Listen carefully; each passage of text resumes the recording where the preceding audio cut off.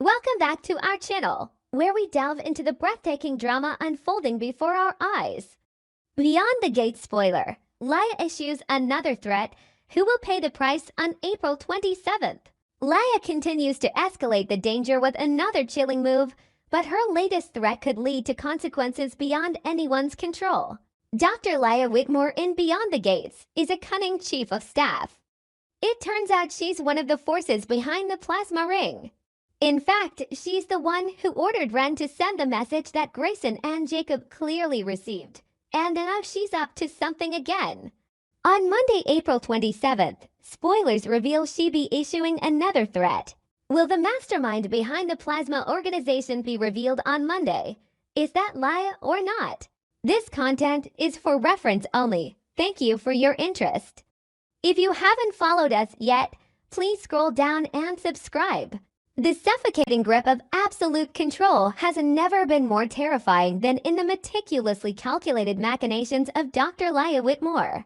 Beneath her professional veneer lies a labyrinth of sinister secrets and an unquenchable thirst for dominance. She has transformed the lives of those caught in her web into a living nightmare, operating with a chilling precision that leaves no room for error or rebellion. Her management of Grayson has evolved far beyond mere manipulation. It is a profound psychological and physical subjugation. Every aspect of his existence is heavily monitored, dictated by a woman who views human beings as nothing more than expendable assets on her twisted chessboard. The sheer audacity of her control is epitomized by her strict mandates regarding his plasma ring.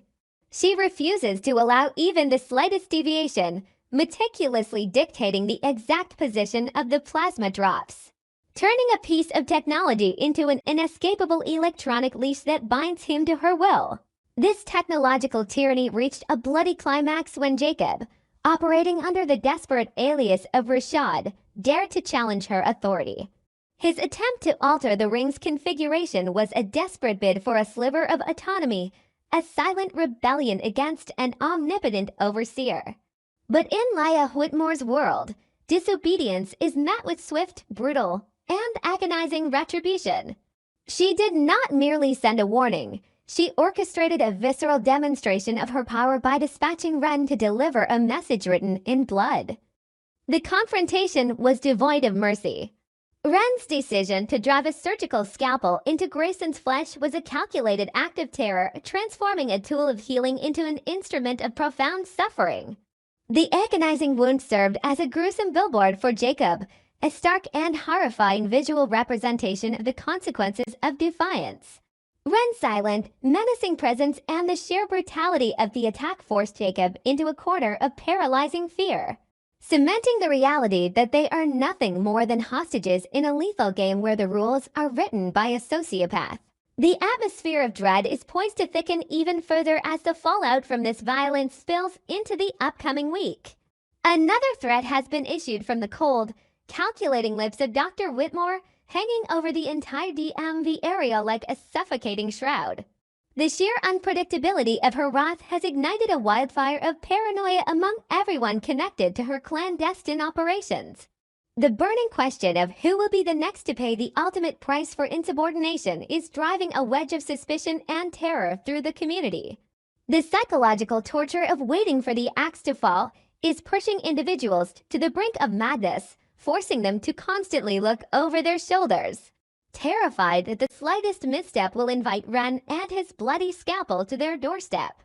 In the midst of this escalating violence, Ashley finds herself plunging into a moral abyss, driven by a desperate and dangerous love.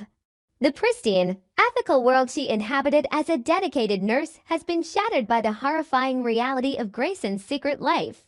Discovering the staggering depths of his financial ruin and his entanglement in a ruthless criminal underworld has forced her into an agonizing internal conflict. The man she cares for is bleeding out, both literally from the jagged tear of a scalpel and metaphorically from the crushing weight of his debts. Driven into a desperate corner, Ashley makes the harrowing decision to shatter her own moral code, crossing a line from which there is no return. Her decision to exploit her position and steal medical supplies from the hospital is a profound betrayal of her professional vows. justified only by the terrifying necessity of preventing a lethal infection from claiming Grayson's life. Every stolen bandage and every smuggled bottle of antiseptic represents a nail in the coffin of her former innocence. The sterile, brightly lit corridors of the hospital have transformed into a landscape of overwhelming anxiety, where every passing colleague feels like a potential informant. The sheer terror of her situation is magnified by the looming, invisible presence of Dr. Whitmore. What happens if this ruthless puppet master discovers that a civilian nurse is interfering with her twisted sense of justice? The hypothetical scenarios are paralyzing. The thought of Ashley being dragged into one of Laya's clandestine, subterranean rooms, subjected to the same merciless interrogation and physical torment as Grayson, is a horrifying possibility that hangs heavy in the air. Ashley has unwittingly stepped onto a battlefield without armor, risking her career, her freedom, and her very life to salvage a man who is rapidly sinking into an inescapable quagmire of criminality. The collateral damage of this desperate rescue mission is tearing apart the fragile, toxic alliance between Jacob and Grayson. Jacob is consumed by a blinding, righteous fury over the fact that Grayson's reckless entanglement with Laya has now dragged an innocent woman into their crosshairs. The laboratory technician, already drowning in his own guilt for triggering the scalpel attack, views Ashley's involvement as the ultimate betrayal of their precarious situation. The bitter irony is that these two men, deeply resentful of one another, are inextricably shackled together by the chains of mutual survival. If Grayson succumbs to the festering infection, Jacob knows with terrifying certainty that he will be the next target on Laya's execution list. Their isolation is absolute and suffocating. The option of seeking professional medical intervention is entirely off the table, creating a claustrophobic trap from which there is no safe exit. Walking into an emergency room with a deliberate, violently inflicted scalpel wound would instantly trigger a cascade of unanswerable questions from medical staff. Those questions would inevitably lead to the involvement of law enforcement, drawing the relentless scrutiny of a police investigation straight to their doorstep. The detectives are already circling, their investigation growing more aggressive and dangerous with every passing minute. For Jacob and Grayson, every tick of the clock is a countdown to either exposure by the authorities or execution by Laya's enforcers. They are trapped in a breathless, high-stakes purgatory, forced to rely on stolen supplies, a terrified nurse, and a fraying bond of mutual desperation to survive the encroaching darkness. While the physical wounds festered in the shadows of the criminal underworld, a different, yet equally venomous poison was spreading through the opulent, high-society echelons of the city. The sudden, disruptive arrival and equally abrupt departure of Lynette has left a toxic residue that is entirely destabilizing the lives of Bill, Haley, and Tomas. Lynette did not just leave, she left behind a trail of unanswered questions, simmering resentments, and hidden agendas that are threatening to tear a powerful family apart. Tomas, driven by an insatiable need to uncover the truth and protect his own interests, has weaponized his resources, deploying a private investigator to track the phantom footprints of this mysterious woman. The revelation that Lynette is secretly maneuvering to purchase a luxury penthouse is a critical piece of a much larger, more dangerous puzzle. This real estate acquisition is not a mere lifestyle upgrade.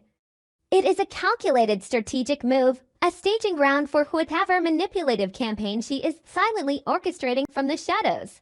The discovery that Vanessa, a high-profile and deeply connected real estate broker, is the unwitting facilitator of this purchase has handed Tomas a highly volatile weapon. Tomas is currently standing at the precipice of a dangerous game of corporate and social espionage. His internal drive to expose Lynette's ultimate endgame is pushing him to corner Vanessa, ready to exploit her professional position and manipulate her into violating client confidentiality to extract the vital intelligence he desperately needs. However, the chessboard is never that simple, and the volatile presence of Donnie threatens to obliterate Tomas's carefully laid traps. Donnie's motivations are a complex cocktail of simmering rivalry, deeply rooted insecurities, and a relentless desire to assert her own dominance in a chaotic environment. Her sheer unpredictability makes her a highly dangerous wild card. The overwhelming probability that she will insert herself into Tomas's delicate operation, driven by a need to either claim the glory or sabotage his success, adds an agonizing layer of tension to the unfolding drama. Tomas must now navigate not only the deceptive waters of Lynette's hidden agenda but also the immediate, explosive threat of Donnie blowing his entire covert investigation wide open, potentially destroying his only lead and leaving him completely vulnerable to whatever storm Lynette is preparing to unleash. Simultaneously, the emotional fabric holding the surrounding family together is unraveling at an alarming speed, driven by a suffocating wall of silence. Haley's absolute refusal to speak about the deeply unsettling issues surrounding Bill has created a toxic atmosphere of suspicion and betrayal. This heavy, oppressive silence is not just keeping a secret. It is actively destroying the foundational trust of her relationships. Naomi, forced to stand by and watch her former best friend harbor dark, potentially destructive truths, is reaching a critical breaking point. The festering betrayal in Naomi's heart is transforming into a volatile, uncontrollable rage. She views Haley's silence not as a protective measure, but as a deliberate act of complicity in whatever transgressions Bill has committed. The psychological pressure building within Naomi is a ticking time bomb, mirroring the explosive family dynamics that recently tore through her inner circle. The precedent has already been set by Chelsea's devastating confrontation with her own father, a brutal shattering of familial illusions that proved no secret is safe forever. Naomi is standing on the exact same precipice, her internal conflict reaching a fever pitch as she weighs the catastrophic consequences of forced revelation against the unbearable agony of continued deception. The overwhelming urge to bypass Haley entirely and launch a direct, scorched earth confrontation with her father is consuming her every thought. She is being pushed into an emotional corner where the only viable escape is to detonate the truth, risking the absolute and permanent destruction of her family bonds in a desperate bid to cleanse the toxic deception that has infected their lives. Every character is currently trapped in their own personal hell, bound by the chains of their own decisions and the ruthless manipulations of those around them. Whether it is the literal threat of a bloody scalpel in the dark corners of the city, or the metaphorical knife in the back in the gleaming penthouses of the elite, the struggle for survival has never been more desperate. The walls are closing in from every direction, forcing these individuals to abandon their morality, betray their closest allies, and prepare for a devastating collision where only the most ruthless will remain standing.